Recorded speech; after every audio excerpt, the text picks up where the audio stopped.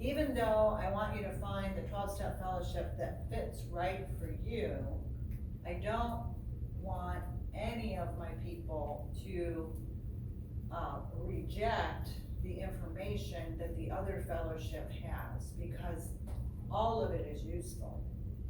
Now here at Recovery Solutions, we don't, get the big book out and pass it around and read it for our group time or the Narcotics Anonymous. We might do that once in a while, but really, in order to get that information, you need to go and sit in a 12-step meeting, so that way you're hearing this information, so that way you know what it is. Now I might, ask the therapist to focus on something and then it's presented, but for the most part, Recovery Solutions is a therapeutic program, and we're doing therapeutic approaches and interventions with you.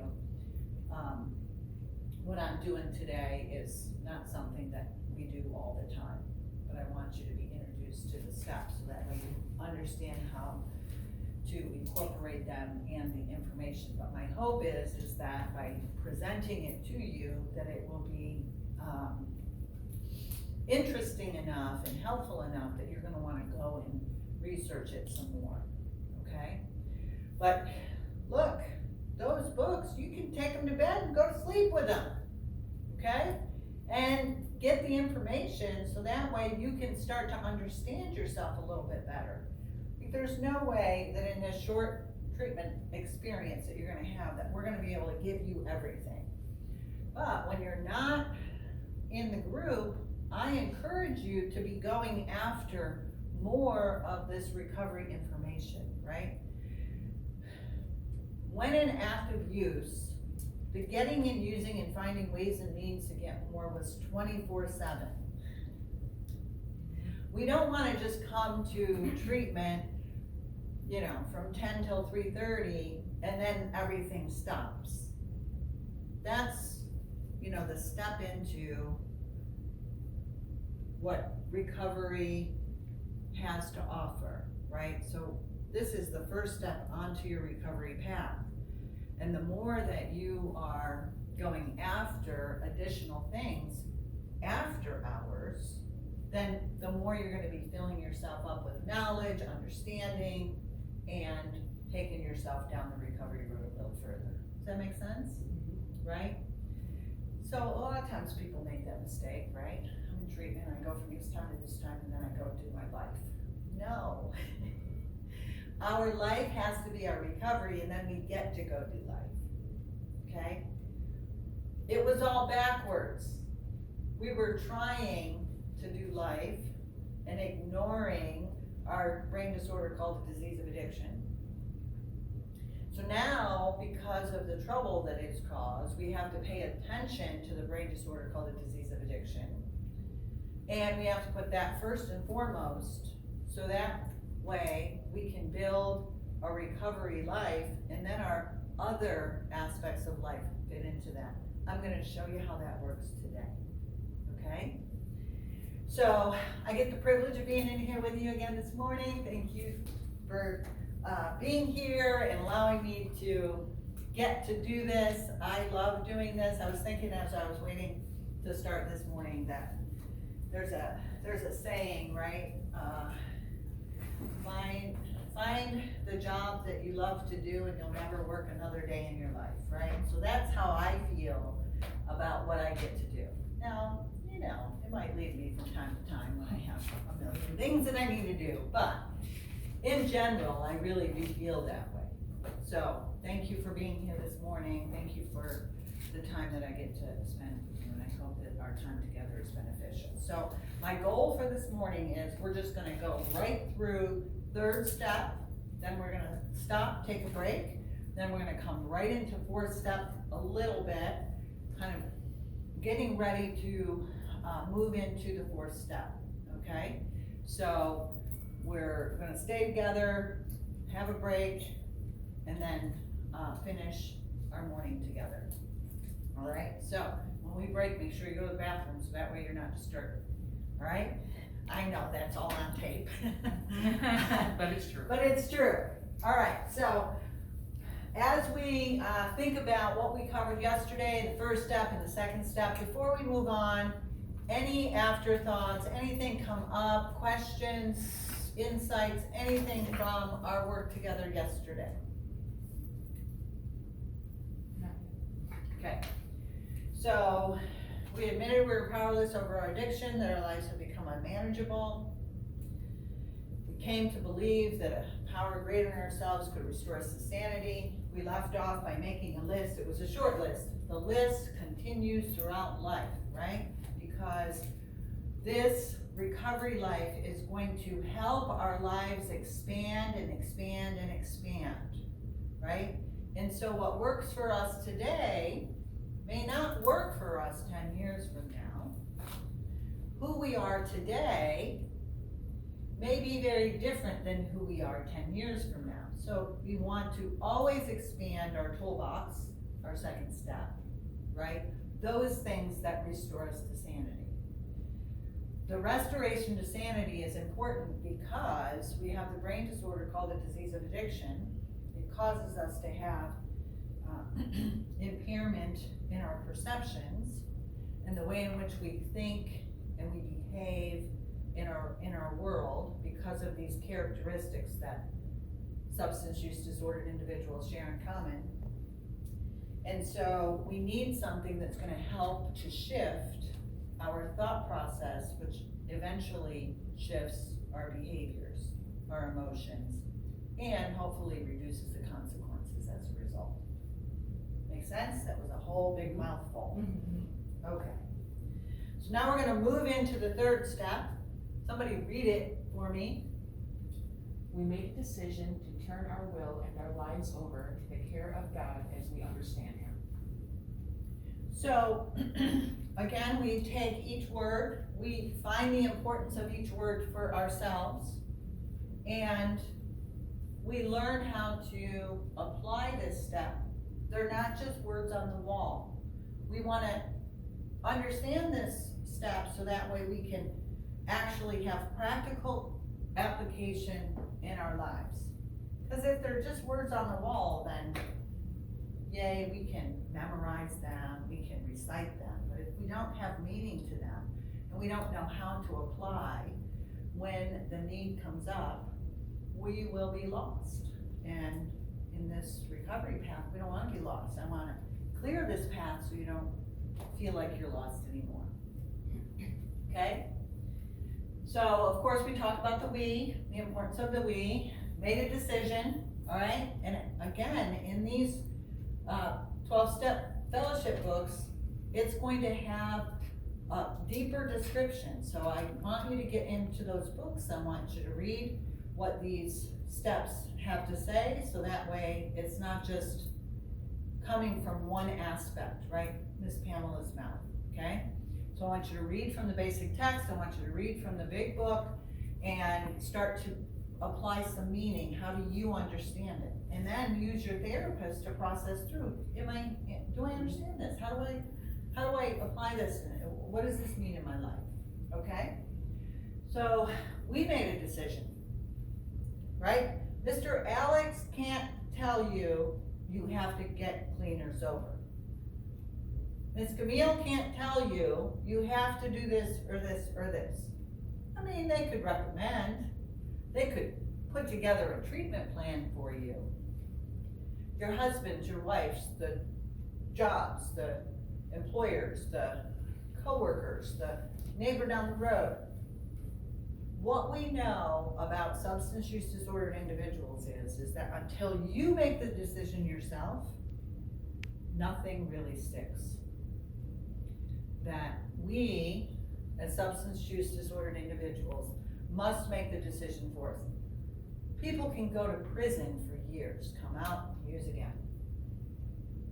Because punishment doesn't work. I mean, it might work for a short time, but it never works for the long term. You understand what I'm saying? We can be threatened, we can be prayed over, we can be forced, we can have ultimatums, and we might shake our heads. But the reality is, until we internally know that we need help and something inside of us asks for help, that none of this is gonna stick for the long term. So that which has reached out for help is who I want to be seeking guidance, right? Because we forget, okay? They say that this is an illness that says we don't have an illness, right? And we forget. We start to feel better physically, and we forget that we need that guidance. So, the person who reached out for help, the addiction is gonna keep pushing aside, keep pushing aside, keep pushing aside. And it's important that every day when you wake up, you bring that person to the forefront. That person who remembered the pain of addiction. That person who remembered the reason why you picked up the phone and asked for help. That person who remembered why you went to that 12-step meeting that you never intended to go to. That person who reached out on the phone to call a therapist. Like, that is not something that addiction does, okay? Addiction wants to get and use and find ways and means to get more, okay? But something within us screams out, help me. But addiction doesn't go away because we ask for help. It comes right along with us, and sometimes it even passes us, right? So we want to keep bringing that person to the forefront. Keep remembering that person who was in that pain. And bring that person when you sit with Mr. Alex. Bring that person when you sit with Miss Camille. Because it's that person that made the decision. We don't make a decision once. We make it every day, and probably multiple times a day, especially early on, right? I wanna get clean, no I don't. I wanna get clean, no I don't. I wanna get sober, no I don't. I wanna have a healthy marriage, no I don't. I'm gonna leave it the way that it is. I wanna go to the gym, I'm not going, right? All day, every day, right? We made a decision, so until we make the decision, nothing happens. It can look like it's happening, but that's what I call smoke and mirrors. And the person that we fool the most is who? Ourselves, right? So, a lot of times I work with a lot of therapists, right? Well, I don't know what to do, and I can see, right? And I help to remind them, listen, all we can do is the best that we can do, right? All we can do is give them the most precious information that they're able to handle, and teach them that the only leg that you pull is your own, right? So when we try to manipulate other people, we try to get over on ourselves, and we're trying to sidestep something, right? It's important that we know, as individuals who are recovering, that the only leg we pull is our own, because the person that we hurt the most is who? Ourselves. So if I wanna be all that I was created to be, then I have to start looking at my motives, and I have to stop pulling my own leg and believe in this absurd thought process that I have if I'm not healing my addicted brain, my addictive personality. You understand? And when I say that, remember the wheel that I had on the board, right? It shows up like we have a drug problem, but there's a whole bunch of other things going on. We put down the drugs and we pick up other stuff, right? So it's not, of course we wanna keep the drugs down so we can take care of all of that other stuff. And that's not to overwhelm you, that's just to say, hey, there's a lot going on here. There's no way that this is, a lot of times family thinks, here, please, take my loved one and they'll be fixed in 30 days. It's not a 30-day fix. This is a lifetime event. This is a new way of life that you're stepping into. And you deserve to step into it. And like I'm gonna keep on telling you, it's a good life.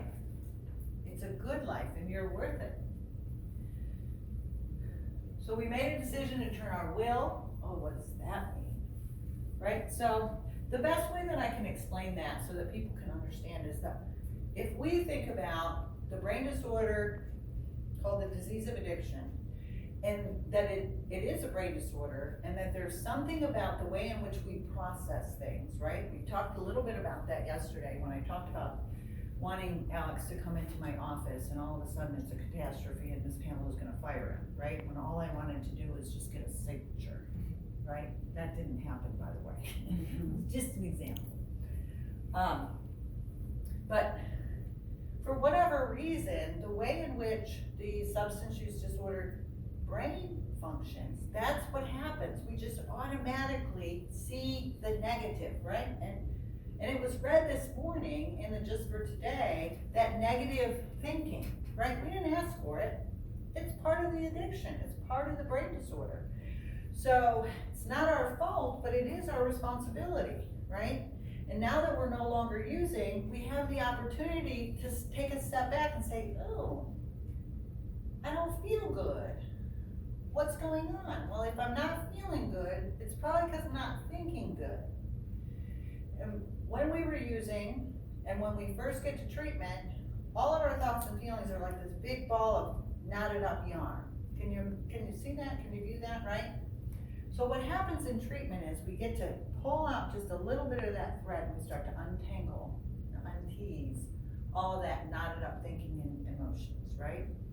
So when we catch ourselves having a negative thought, right?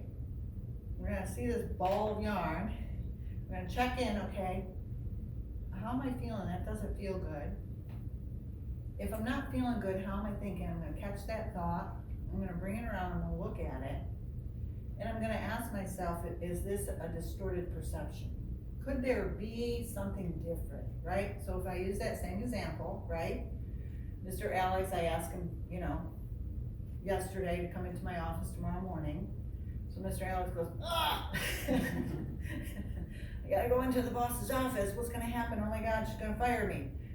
No, right? But he doesn't know that. So catch that thought, oh my God, I'm gonna get fired tomorrow. What am I gonna do? I'm gonna quit before she gets a chance, right? All of that, that's insanity right there, you see? Second step stuff, right? He's gonna bring it around, he's gonna say, but wait a minute, I don't really know that that's true. I'm gonna check my perception, okay? And by doing that, we find that most of the time, our thoughts are catastrophizing, they're a lot more exaggerated than what they really are, okay?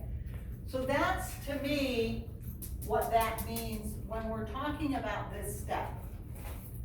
We made a decision to turn our will, okay? So, all right, so on this recovery path, Miss Pamela is saying that I have distorted thoughts. I never knew that. I thought I was good.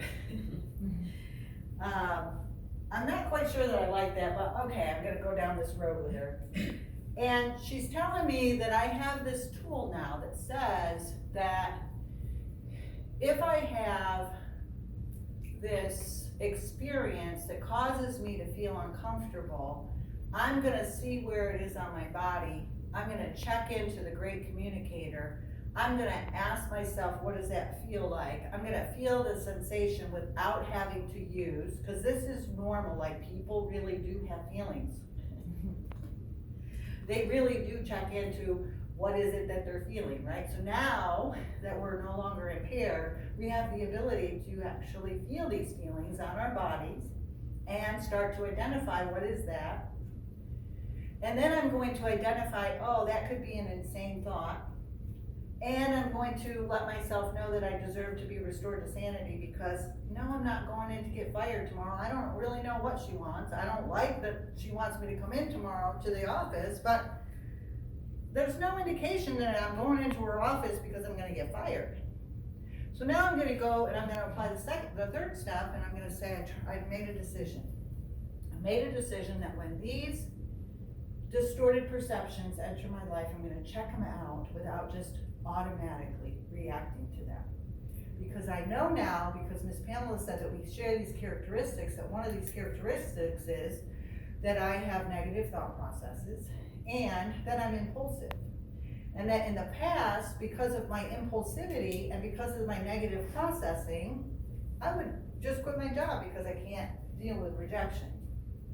But I'm gonna make the decision to apply these steps to my new way of life, not just to use it, but to all of my life. And I'm gonna check that thought out, and I'm gonna learn how to turn that over. Are you with me? Right? We're like making some headway down this path, aren't we? Right? Like no longer am I powerless over every thought that I have, over every experience that happens in my life. Like I can do something now with this and about this. And maybe it's not tangible, but it's certainly internal. Like I can change from the inside out. Like how amazing is that? How amazing is that, right? So now we're starting to see that there's value in what we're doing. Like this is internally changing me. I have the ability to empower myself to live and think differently in this world that prior to coming to treatment, prior to stepping onto this recovery path, I needed a drink or a drug in order to make it through the day. And how proud of myself that I can be that I didn't take a drink or a drug today. And things might be a little challenging, like this thing gnaws at us, right? Like, ooh, ooh. Something happens and it just is nagging and gnawing, but I'm not using, I've made a commitment that I am gonna follow this path, and the wonderful thing is that now I have a guide. Now I have a guide. So the will, to me, is our thinking. I wanna turn it over to this new process, okay?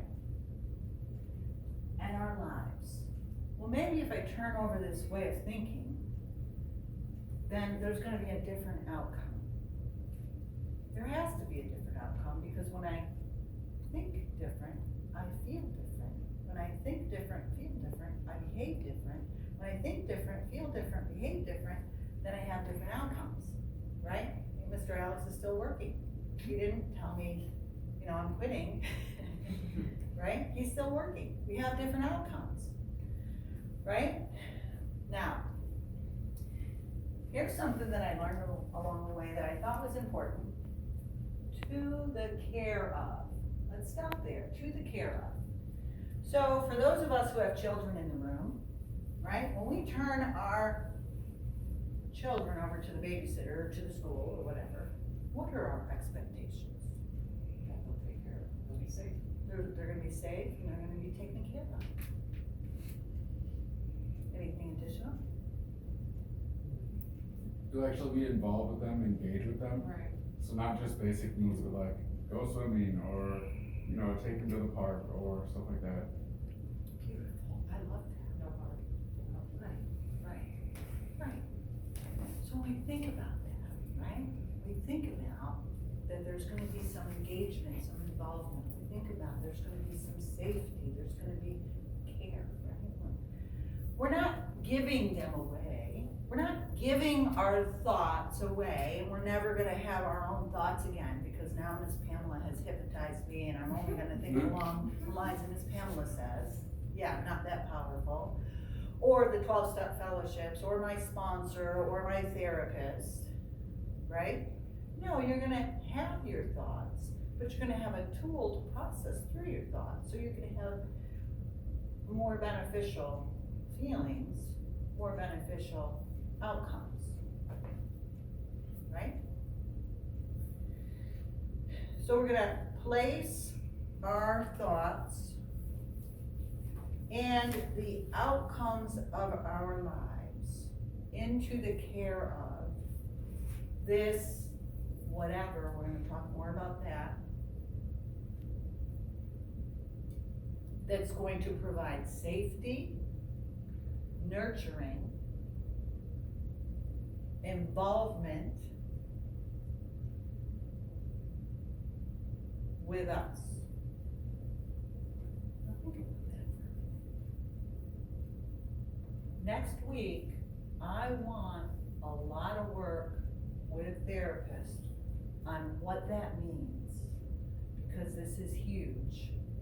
We can't take something so powerful away and leave the emptiness. we have to put something else in it. So next week is all gonna be about what's gonna go into the void, okay? And like I said, I don't care if your higher power hangs on a cross or if you hug trees. But something's gotta go in there, right? Like what we've taken out has been powerful. It's been with you for a long time. It's been your higher power. You see that? You can't take away such a powerful force, your higher power, and leave emptiness. So now we're gonna talk about turning our will, those sort of thoughts, and our lives, the outcome, over to the care of whatever this is that I have given permission to take care of me. Okay? That I have given permission to take care of me. Look, everybody's idea about what that is gonna be different, okay? So it kind of gets a little tough because I have, of course, developed my own. And I don't wanna put mine on you. I want you to tell us what yours is, okay? But we're gonna identify what that is, even if you don't have a clear picture, okay? It's okay at this point not to have a clear picture, right? If we look up at the stars at night, right? Even on a full starry night, there's no way that we can have a clear picture of the whole universe, right? So right now, we're just looking up at the sky. We're just looking into the abyss to see what's there. And every person gets to define what's there for them. And it needs to be something that you can feel safe going to. Laying things down. Putting them in to the care of, okay? Does that make sense? What are you thinking, what are you feeling? This is incredibly comforting. Just the way you just explained it got me. Right, we need some comfort, right? We've been fighting this treacherous illness, disease, destruction, and now it's been, our higher power has been taken away. And we need something that we know is gonna take care of us because we thought that was gonna take care of us. We didn't use drugs because, we used drugs because we thought it was gonna be a solution. Only to find out that it too was the problem, right? So now, what we thought was the solution has now become the problem, and now we have to take that away, so what are we gonna do to replace it? And this is a beautiful experience, again, going into the adventure, right? We get to have this adventure, like, wow. What is my higher power? How do I understand him, her, it? What does it do? By the way, do I have any blocks to developing that for myself? Maybe I'm pissed off because, I'll just use my example, my son died. Now, wouldn't that be any reason for somebody to be pissed off at God? Absolutely. Right? And, at this stage of your development, nobody has given you the tools to work through something like that, right? Maybe our mom died when we were a child and we had to grow up momless and we had this horrendous stepmother. I don't know what your histories are, right? But there's things sometimes that block us from the ability to create this higher power, and before we can create that higher power, we have to shed those scales. You understand? Okay? And that's what, working the steps, seeing a therapist, having ongoing care for yourselves helps you to understand what those barriers are so you can clear them away. Okay? So,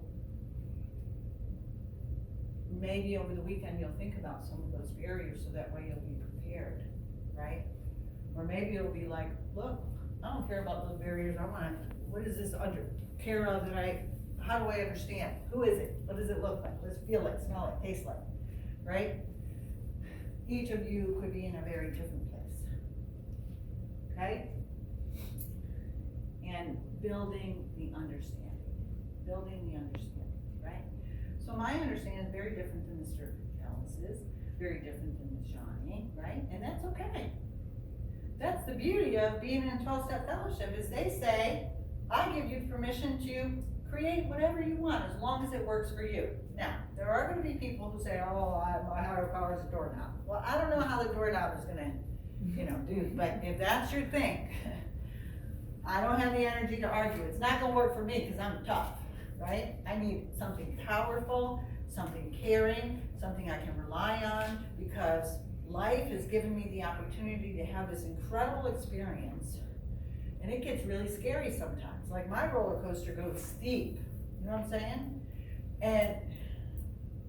And then it has all of these twists and turns. Like I need something I can hold on to, you know what I mean?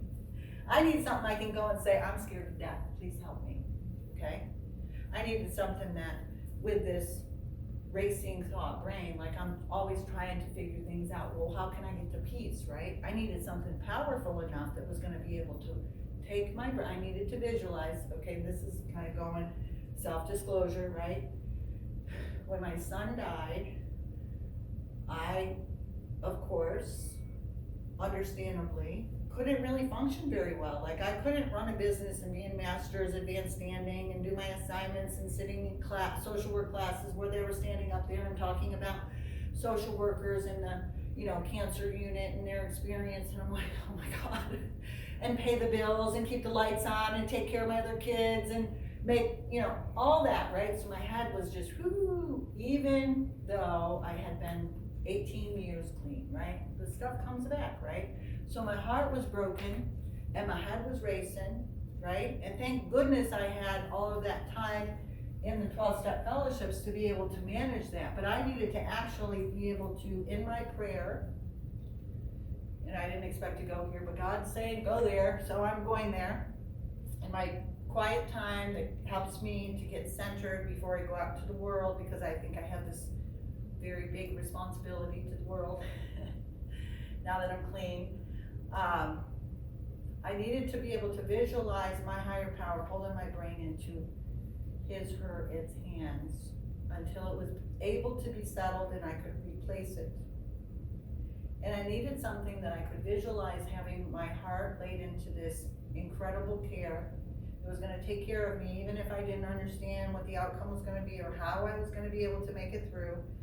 I needed something that I could place my broken heart until it was able to pump regularly and I could replace it back into my chest.